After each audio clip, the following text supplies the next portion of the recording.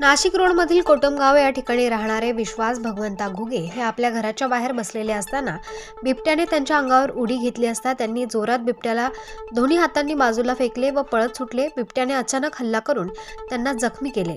सुदैवाने त्यांना जास्त दुखापत झालेली नसून त्यांच्या पाळीव कुत्र्याला शिकार बनवत आपले भक्ष्य बनवले। ही घटना सायंकाळी 7 वाजता घडली असून त्यांच्या राहत्या घराच्या बाहेर घडली आहे। त्यामुळे दहशतीचे वातावरण निर्माण झाले।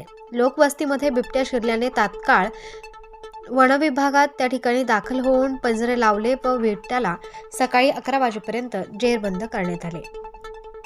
याबाबत अधिक माहिती विश्वास घुगे यांनी दिली आहे। वाघ आला तर पाठीमागून आला तर त्याने डायरेक्ट माझी जमती घेतली। मी थोडा त्याला असं लोटून पडालो, माझं थोडं लागलं बाबा नॉर्मल, आणि मग कुत्रं दरवाजामध्ये होतं, त्याला धरलं, जागेवर गेलं ते असं। स्टार न्यूज करता bureau chief Dnyaneshwar More, Nashik road, Nashik.